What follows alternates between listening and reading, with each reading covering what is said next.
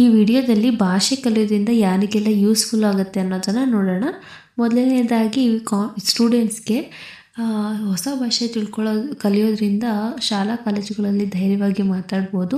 ಎಕ್ಸಾಮ್ಗೆ ತುಂಬ ಹೆಲ್ಪ್ ಆಗುತ್ತೆ. ಬೈಟ್ ಮಾಡೋ ಅವಶ್ಯಕತೆ ಇರಲ್ಲ. ಪದಗಳ ಮೀನಿಂಗ್ ಗೊತ್ತಿಲ್ಲ ಅಂತಾರೆ, ಬರೆಯೋಕ್ಕೂ ಕಷ್ಟ ಆಗುತ್ತೆ.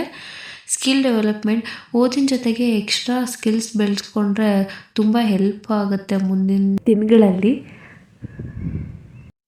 ನೆಕ್ಸ್ಟು ಮುಂದೆ ಕೆಲ್ಸಕ್ಕೆ ಹೋದಾಗ ಮಲ್ಟಿ ಲ್ಯಾಂಗ್ವೇಜ್ ಅಂತ ನಿಮ್ಮ ರೆಸ್ಯೂಮಲ್ಲಿ ಏನಾದರೂ ಹಾಕ್ಕೊಂಡ್ರೆ ಅದು ತುಂಬ ಹೆಲ್ಪ್ ಆಗುತ್ತೆ. ಈಗಿನ ಕಾಲದಲ್ಲಿ ನಿಮಗೆ ಕನ್ನಡ ಓನ್ಲಿ ಬರುತ್ತೆ ಅಂದರೆ ಯಾರೂ ಕೆಲಸಕ್ಕೆ ತಗೊಳ್ಳೋದೇ ಇಲ್ಲ.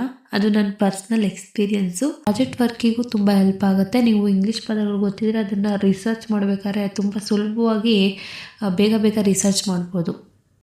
ಇನ್ನು ಎರಡನೇದಾಗಿ ಗೃಹಿಣಿಯರಿಗೆ ಹೇಗೆ ಯೂಸ್ಫುಲ್ ಆಗುತ್ತೆ ಅನ್ನೋದನ್ನು ನಾವು ಈ ವಿಡಿಯೋದಲ್ಲಿ ನೋಡೋಣ. ಮನೆಯಲ್ಲಿ ಜವಾಬ್ದಾರಿಗಳ ಮಧ್ಯೆ ಹೊಸತನ ಕಲಿತಾರೆ. ನಮಗೂ ಏನೋ ಒಂಥರ ಆತ್ಮವಿಶ್ವಾಸ ಹೆಚ್ಚುತ್ತೆ. ಮಕ್ಕಳಿಗೆ ಏನಾದರೂ ಹೋಮ್ ವರ್ಕ್ ಕೊಟ್ಟಾಗೂ ಅವರಿಗೆ ಇಂಗ್ಲೀಷಲ್ಲಿ ಅರ್ಥ ಮಾಡಿಸೋಕ್ಕೆ ಹೆಲ್ಪ್ಫುಲ್ ಆಗುತ್ತೆ. ಸ್ಮಾರ್ಟ್ ಶಾಪಿಂಗ್ ಅಂದರೆ ಆನ್ಲೈನಲ್ಲಿ ಏನಾದರೂ ಶಾಪಿಂಗ್ ಮಾಡಬೇಕಾದ್ರೆ ಅದ್ರ ಪ್ರಾಡಕ್ಟ್ ಡೀಟೇಲ್ಸ್ ಎಲ್ಲ ಕೊಟ್ಟಿರ್ತಾರೆ. ಅದನ್ನೆಲ್ಲ ನೀವು ಓದ್ಕೋಬೋದು. ಯಾರನ್ನೂ ಕೇಳೋ ಅವಶ್ಯಕತೆಯೇ ಇರಲ್ಲ. ಇನ್ನು ಎಂಟರ್ಟೈನ್ಮೆಂಟ್ ಅಂತ ಬಂತಂದರೆ ಹಿಂದಿ ಅಥವಾ ಇಂಗ್ಲೀಷ್ ಸೀರಿಯಲ್ಗಳನ್ನು, ಸಿನಿಮಾಗಳನ್ನು ಅರ್ಥ ಮಾಡ್ಕೋಬೋದು ನೀವು. ಆಮೇಲಿಂದ ಕಮ್ಯುನಿಕೇಷನ್ಸ್ ಮಾಡ್ಬೋದು. ಸೋಷಲ್ ಕನೆಕ್ಷನ್ ಅಂತಂದರೆ ಅಕ್ಕಪಕ್ಕ ಯಾರಾದರೂ ಮನೆಯವರಿದ್ದರೆ ಅವ್ರ ಜೊತೆನೂ ಮಾತಾಡ್ಬೋದು. ಅವ್ರದ್ದೇನೇ ಪ್ರಾಬ್ಲಮ್ಸು ಏನಾದರೂ ಇದ್ದರೆ ನೀವು ಅದನ್ನ ಅರ್ಥ ಮಾಡ್ಕೋಬೋದು. ಇನ್ನು ಟ್ರಾವೆಲರ್ಸ್ಗೆ ಹೇಗೆ ಹೆಲ್ಪ್ ಆಗುತ್ತೆ ಅನ್ನೋದನ್ನು ಈ ವಿಡಿಯೋದಲ್ಲಿ ನೋಡೋದಾದರೆ, ಮೊದಲಿಗೆ ಈಸಿ ಕಮ್ಯುನಿಕೇಷನ್. ಬೇರೆ ಸ್ಟೇಟ್ಗೆ, ಬೇರೆ ಕಂಟ್ರಿಗೆ ಹೋದಾಗ ಸ್ಥಳೀಯರ ಜೊತೆ ತುಂಬ ಅನುಕೂಲವಾಗಿ ಮಾತಾಡ್ಬೋದು. ಅವ್ರ ಜೊತೆ ಏನಾದರೂ ಪ್ರಾಬ್ಲಮ್ಸ್ ಇದ್ದರೆ ಸಾಲ್ವ್ ಮಾಡ್ಬೋದು. ನೆಕ್ಸ್ಟು ರೋಡ್ ಮೇಲೆ ಏನಾದರೂ ಬೋರ್ಡ್ಸ್ಗಳಿದ್ರೆ, ಅದು ಏನಾದರೂ ಸೂಚನೆಗಳು ಲೆಫ್ಟು ರೈಟು ಅಂತ ಏನಾದರೂ ಇದ್ದರೆ ಅದನ್ನೆಲ್ಲ ಅರ್ಥ ಮಾಡ್ಕೋಬೋದು. ಇಲ್ಲಾಂದರೆ ಗೊತ್ತಲ್ಲ, ಟ್ಯಾಕ್ಸ್ ಕಟ್ಟಿ ಇಲ್ಲಾಂದರೆ ಫೈನ್ ಕಟ್ಟಿ ಬರಬೇಕಾಗುತ್ತೆ. Next budget management. ಇವಾಗ ಆಟೋದಲ್ಲಿ ಏನಾದರೂ ಬಸ್ಸಲ್ಲಿ ಏನಾದರೂ ಹೋಗ್ಬೇಕಾದ್ರೆ ನಾವು ಬೇರೆ ಸ್ಟೇಟಿಂದ ಬಂದಿರ್ತೀವಿ ಅಂತ ಬಕ್ರ ಮಾಡೋರೇ ಜಾಸ್ತಿ ಇರ್ತಾರೆ. ಅಂಥವ್ರ ಹತ್ರ ನಾವು ಬಾರ್ಗಿನ್ ಮಾಡ್ಬೋದು, ಚೌಕಾಸಿ ಮಾಡ್ಬೋದು. ಫುಡ್ ಆ್ಯಂಡ್ ಸ್ಟೇ, ಹೋಟೆಲ್ಗಳಿಗೆ ಹೋದಾಗ ನಮಗೆ ಬೇಕಾದ ಆರ್ಡ್ರ್ ಮಾಡ್ಕೋಬೋದು, ರೂಮ್ ಬುಕ್ ಮಾಡ್ಕೋಬೋದು. ಭಾಷೆ ಗೊತ್ತಿದ್ದರೆ ಎಲ್ಲರ ಜೊತೆಗೆ ಈಸಿಯಾಗಿ ಕಮ್ಯುನಿಕೇಷನ್ ಮಾಡ್ಬೋದು ಅನ್ನೋದು ನನ್ನ ಅನಿಸಿಕೆ. ಇನ್ನು ಸೀನಿಯರ್ ಸಿಟಿಸನ್ ಅಂದರೆ ವೃದ್ಧರಿಗೆ, ಮನೆಯಲ್ಲೇ ವಯಸ್ಸಾಗದಂಥವ್ರು ಇರ್ತಾರಲ್ಲ, ಅವ್ರಿಗೆ ಹೇಗೆ ಹೆಲ್ಪ್ ಆಗುತ್ತೆ ಅಂದರೆ, ಹೊಸ ಭಾಷೆ ಕಲಿಯೋದ್ರಿಂದ ಅವರಿಗೂ ಒಳ್ಳೆ ಎಕ್ಸಸೈಸ್ ಆದಂಗಾಗುತ್ತೆ. ಮೈಂಡು ಫ್ರೆಶ್ ಆಗ್ತಾ ಇರುತ್ತೆ.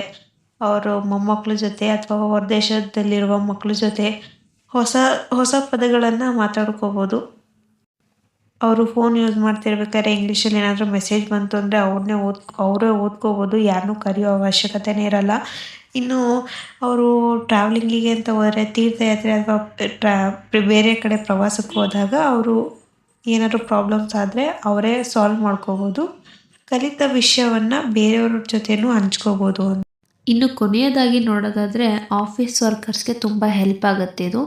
ಯಾಕಂದರೆ ಆಫೀಸಲ್ಲಿ ವರ್ಕ್ ಮಾಡಬೇಕಾದ್ರೆ ಪ್ರೊಫೆಷ್ನಲಿಸಮ್ ಅಂತ ಇರುತ್ತೆ. ಮೀಟಿಂಗ್ಗಳಲ್ಲಿ ಅಥವಾ ಇಮೇಲ್ ಬರೆಯುವಾಗ ಸರಿಯಾದ ಪದಗಳನ್ನು ಬಳಸಬೇಕು.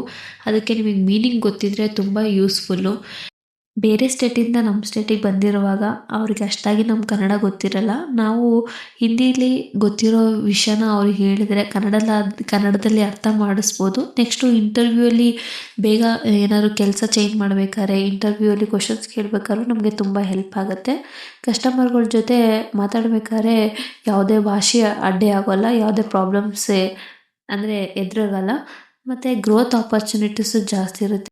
ಭಾಷೆ ನಿಮಗೆ ಚೆನ್ನಾಗಿ ಬಂದು ಕೆಲಸ ನೀವು ಚೆನ್ನಾಗಿ ಮಾಡಿದ್ರೆ ಕೆಲಸದಲ್ಲಿ ಪ್ರಮೋಷನ್ಸ್ ಕೂಡ ಬೇಗ ಆಗುತ್ತೆ. ಐ ಹೋಪ್ ನಿಮ್ಮೆಲ್ಲರಿಗೂ ವಿಡಿಯೋ ಇಷ್ಟ ಆಗಿದೆ ಅಂತ ಭಾವಿಸ್ತೀನಿ. ವಿಡಿಯೋ ಇಷ್ಟ ಆಗಿದ್ದರೆ ಲೈಕ್ ಮಾಡಿ. ಏನಾದರೂ ತಪ್ಪಿದರೆ ಕಮೆಂಟ್ ಮೂಲಕ ತಿಳಿಸಿ. ಸಬ್ಸ್ಕ್ರೈಬ್ ಮಾಡ್ಕೊಳ್ಳೋದನ್ನು ಮರಿಬೇಡಿ. ನಮ್ಮ ವಿಡಿಯೋವನ್ನು ಪೂರ್ತಿಯಾಗಿ ನೋಡಿದ್ದಕ್ಕಾಗಿ ಧನ್ಯವಾದಗಳು. Thanks for watching.